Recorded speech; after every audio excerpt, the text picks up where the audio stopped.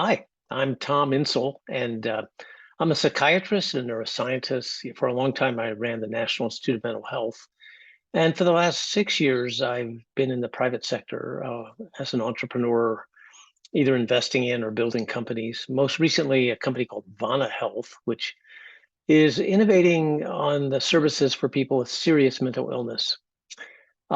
I've been thinking a lot about the need for innovation in the mental health space and delighted to be able to, at least for a couple of minutes, join this meeting, this summit, to think with you about like, where do we need to go and where have we been? I think it's probably important to recognize that these are early days, that the field of mental health will be massively transformed by innovation, but it hasn't happened yet. We've largely made the switch from brick and mortar to telehealth.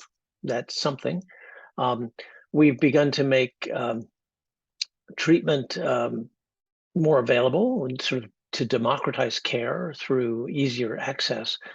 But the big questions in front of us are really, are we able to change outcomes? Can we improve quality? Can we engage the people who have not been engaged in mental health care? And those are going to be more difficult and more challenging goals for us in the next 2 to 3 years. I sometimes think about the transformation of mental health care through technology, through digital innovation as a five-act play. And in some ways, we're really just in the first act. We've gotten to the point where we have improved access, but we haven't improved quality. We haven't really shown the change in outcomes. We haven't been able to engage the people with greatest needs.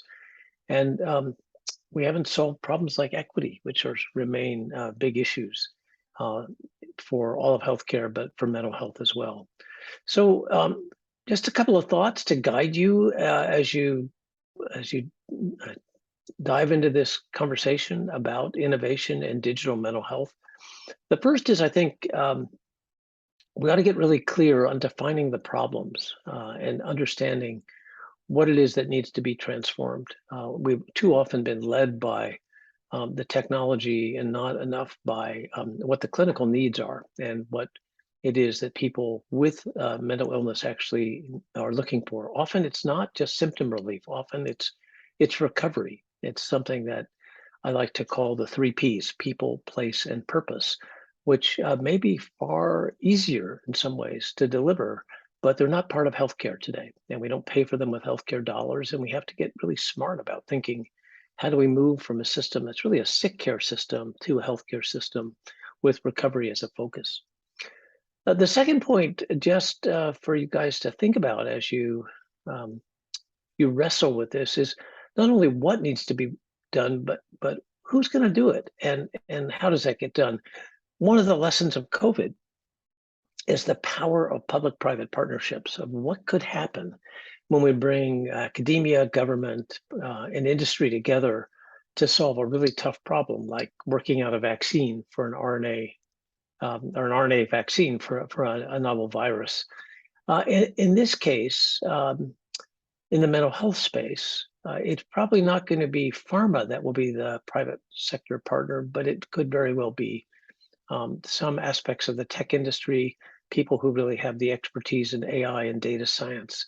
There's so much that needs to be done and can probably best be done by that kind of public-private partnership that doesn't yet exist. But we should be thinking about what would Project Warp Speed look like for people with suicidal ideation, for young people who are struggling with depression, for uh, older people with serious and persistent mental illness.